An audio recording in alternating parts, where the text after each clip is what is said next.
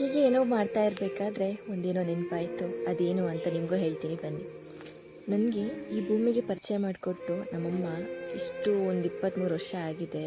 ಅದರಲ್ಲಿ 5 ವರ್ಷನ ನಾನು ಹೇಗೆ ಕಳೆದೆ ಅಂತ ಹೇಳಿದ್ರೆ, ಸಣ್ಣ 1ರಿಂದ 5 ವರ್ಷನ ಹೇಗೆ ಕಳೆದೆ ಅಂತ ಹೇಳಿದ್ರೆ, ಅವ್ರು ಯಾರು ಇವ್ರು ಯಾರು ಅನ್ನೋ ಪರಿಚಯ ಮಾಡ್ಕೊಳ್ಳೋದ್ರಲ್ಲೇ ಕಳೆದೋಗ್ಬಿಟ್ಟೆ. ಯಾಕಂದರೆ ನನಗಷ್ಟು ಗೊತ್ತಾಗ್ತಾ ಇರಲಿಲ್ವಲ್ಲ, ಸೊ ಹಾಗಾಗಿ ಅದರಲ್ಲೇ ಕಳೆದ್ಬಿಟ್ಟೆ.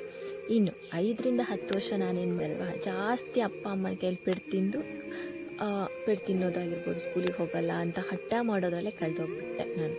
ಇನ್ನು 10ರಿಂದ 16 ವರ್ಷ ನಾನೇನು ಮಾಡಿದೆ ಅಂತ ಹೇಳಿದ್ರೆ, ಫ್ರೆಂಡ್ಸ್ ಜೊತೆ ಆಟ ಆಡಿಕೊಂಡು ಮತ್ತು ಫ್ರೆಂಡ್ಸ್ ಜೊತೆ ಆಟ ಆಡ್ತಾ ಇರ್ಬೋದು, ಅಥವಾ ಏನೋ ನನ್ನ ಟೈಮ್ನ ನಾನು ಎಂಜಾಯ್ಮೆಂಟಲ್ಲಿ ಕಳ್ಕೊಂಡ್ಬಿಟ್ಟೆ, ಹೌದಲ್ವಾ.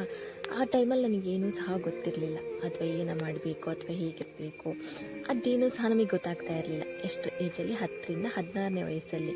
ಇನ್ನು 16ರಿಂದ ನಾನು 20 ಏಜ್ ಅಂತ ಹೇಳಿದರೆ 4 ವರ್ಷ ನಾನೇನು ಮಾಡಿದೆ, ಯಾವ ಕಾಲೇಜಿಗೆ ಸೇರಲಿ, ಯಾವ ಕಾಲೇಜಿಗೆ ಅಥವಾ ಕೋರ್ಸ್ ಮಾಡಲಾ, ಕಾಲೇಜಿಗೆ ಹೋಗಲಾ ಅನ್ನೋ ಕನ್ಫ್ಯೂಸೆಲ್ಲ ಇದ್ದೆ. ಹಾಗೂ ಹೀಗೂ 20 ವರ್ಷ ದಾಟ್ತಿದೆ ಅನ್ನೋ ಅಷ್ಟರಲ್ಲಿ ನನಗೆ ಆಲ್ರೆಡಿ ಕಾಲೇಜು ಮುಗ್ದು ಹೋಗ್ಬಿಟ್ಟಿತ್ತು.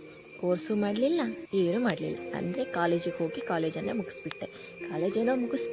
ನೆಕ್ಸ್ಟ್ ಈಗ 20ರಿಂದ 23 ವರ್ಷ ಏನು ಬಂದಿದೆ, ಜಾಬ್ ಮಾಡಲೋ ಅಥವಾ ಎಕ್ಸ್ಟ್ರಾ ಎಜುಕೇಷನ್ ಮಾಡಲೋ ಅನ್ನುವಾಗ ನನಗೆ ಬಂದಿದ್ದೆ ಜಾಬ್. ಯಾಕಂತ ಹೇಳಿದ್ರೆ ಆಲ್ರೆಡಿ ನನಗೆ ಮನೆಯ ಜವಾಬ್ದಾರಿ ಅಂದರೆ ಏನು ಅನ್ನೋದು ಗೊತ್ತಾಗ್ಬಿಟ್ಟಿತ್ತು. ಅಪ್ಪ ಅಮ್ಮನಿಗೆ ಹೆಗ್ಲಾಗಿ, ಅವರ ಕಷ್ಟಕ್ಕೆ ಹೆಗ್ಲಾಗಿ ನಾನಿದ್ದೀನಲ್ಲ ಅನ್ನೋ ಒಂದು ಹೆಮ್ಮೆ ಇದೆ. ಎಲ್ಲರ ಮಿಡಲ್ ಕ್ಲಾಸ್ ಒಂದು ಲೈಫ್ ಏನಿದೆ ಅಲ್ವಾ, ಎಲ್ಲರ ಜೀವನದಲ್ಲೂ ಇಷ್ಟೇ ಆಗಿರುತ್ತೆ ಲೈಫು. ನಿಮ್ಮ ಜೀವನದಲ್ಲೂ ಇಷ್ಟೇ ಆಗಿದೆಯಾ ಅಂತ ಕಮೆಂಟ್ ಸೆಕ್ಷನಲ್ಲಿ ಕಮೆಂಟ್ ಮಾಡಿ.